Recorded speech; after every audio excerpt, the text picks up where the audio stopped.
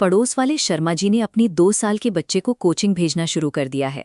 क्या अब भी इसी रेस और भेड़ चाल में भाग रहे हैं? आज हम समझेंगे कि इस ट्रैप से बाहर कैसे निकलें। ये पैनिक बिना वजह नहीं है। हमारी इंडियन एजुकेशन सिस्टम में कॉन्सेप्ट को गहराई से समझने के बजाय रटने यानी रोट लर्निंग पर बहुत ज़्यादा जोर दिया जाता है। हम मान लेते हैं कि अच्छे मार्क्स का मतलब है हाई इंटेलिजेंस, और इसी गलतफहमी की वजह से बच्चों को डे 1 से ही एक अंतहीन कंपटीशन की मशीन में डाल दिया जाता है। पेरेंट्स को लगता है कि वो बच्चे को इस रेस में एक हेड स्टार्ट दे रहे हैं, लेकिन असल में ये प्रेशर बच्चे के असली पोटेंशियल को धीरे धीरे खत्म कर देता है। इस सिस्टम से डरकर पेरेंट्स अक्सर 3 बड़े गलतियां करते हैं। पहली है टॉक्सिक कंपैरिजन। शर्मा जी के बेटे को देखो जैसी बातें बच्चे के खुद पर भरोसे को जड़ से खत्म कर देती हैं। दूसरी गलती है अर्ली कोचिंग। छोटी उम्र में पढ़ाई का बोझ डालने से बच्चा स्मार्ट नहीं बनता, बल्कि उसे जल्दी एकेडमिक बर्नआउट हो जाता है। तीसरी गलती है मार्क्स को ही काबिलियत मान लेना। दरअसल एग्जाम शीट्स अक्सर सिर्फ याददाश्त को मापती हैं। इसमें यह देखने का कोई पैमाना नहीं होता कि बच्चा किसी जानकारी को नई स्थितियों में इस्तेमाल कैसे करता है या वो कितनी गहराई से सोच पाता है। जब हम डर की वजह से बच्चे को ओवर कंट्रोल करते हैं और उन पर एकेडमिक प्रेशर बढ़ाते हैं, तो हम अनजाने में एक ऐसा माहौल बना देते हैं जहां जीनियस माइंडसेट कभी पनप ही नहीं पाता। तो असली सवाल ये है, क्या जीनियस पैदा होते हैं या फिर उन्हें बनाया जाता है? हमें जीनियस की पुरानी डेफिनेशन को बदलना होगा। इसका मतलब सिर्फ एक हाई आईक्यू स्कोर या परफेक्ट रिपोर्ट कार्ड नहीं है। जीनियस एक सोचने का तरीका है। इस ग्राफ में देखिए, एक असली जीनियस माइंडसेट गहरी जिज्ञासा, क्रिएटिविटी और समस्या सुलझाने की हुनर से बनता है। इसे मजबूत बनाने के लिए चाहिए धैर्य, फोकस और सीखने के प्रति गहरा लगाव। जीनियस बनना कोई जेनेटिक लॉटरी नहीं है। ये एक ऐसा माइंडसेट है जिसे शुरुआती सालों के सही माहौल और ट्रेनिंग से तैयार किया जाता है।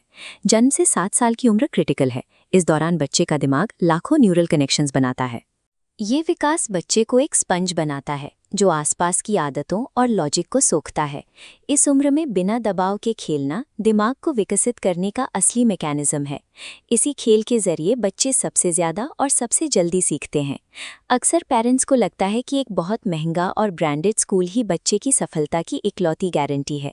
इस इन्फोग्राफिक को देखिए। स्कूल की चमक धमक से ज़्यादा ज़रूरी है कि टीचिंग स्टाइल कॉन्सेप्ट पर आधारित हो, न कि रट्टा मारने पर। स्कूल चुनते समय देखें कि क्या वहाँ ऐसे टीचर्स हैं जो बच्चे को इंस्पायर करते हैं, और क्या वहाँ बच्चे को बिना डरे क्यों पूछने की पूरी आज़ादी मिलती है। स्कूल की फीस के मुकाबले वहाँ का डेली टीचिंग अप्रोच और क्लासरूम का लो प्रेशर माहौल बच्चे की कॉग्निटिव डेवलपमेंट को कहीं ज़्यादा दिशा देता है। बच्चे के भविष्य के लिए स्कूल और पेरेंट्स के बीच एक स्पष्ट तालमेल होना चाहिए। स्कूल की मुख्य जिम्मेदारी बेसिक नॉलेज, डिसिप्लिन और दूसरों से मेलजोल बढ़ाना है। वहीं पेरेंट्स का असली काम है घर पर एक ऐसा माहौल देना जहां बच्चा सवाल पूछने से न डरे और उसमें सीखने की जिज्ञासा हमेशा बनी रहे। इस बैलेंस को समझिए। स्कूल आईक्यू पर काम करता है और पेरेंट्स को इमोशनल इंटेलिजेंस यानी ईक्यू पर ध्यान देना होता है। ईक्यू से बच्चा दूसरों का दुख समझता है, खुद पर मजबूत भरोसा करता है और असफलता को सबक की तरह देखता है। अगर घर पर ये इमोशनल फाउंडेशन नहीं है, तो दुनिया का सबसे महंगा स्कूल भी बच्चे को उसकी पूरी क्षमता तक नहीं पहुंचा पाएगा। इस भेड़ चाल से बाहर निकलकर बच्चे को सही दिशा देने के लिए 4 मुख्य पिलर्स की जरूरत होती है। ये पिलर्स हैं हर चीज को जानने की जिज्ञासा, क्यूरियोसिटी, सीखने की निरंतरता, कंसिस्टेंसी, खुद रास्ते तलाशने की आज़ादी, फ्रीडम, और एक ऐसा माहौल जो उसे हर कदम पर सपोर्ट करे। अंत में सही माहौल और जिज्ञासा ही वो ताकतें हैं जो एक बच्चे को उसकी पूरी क्षमता यानी जीनियस तक पहुंचाती हैं। और ऐसी ही इन्फॉर्मेटिव वीडियो देखने के लिए हमें फॉलो करें। धन्यवाद।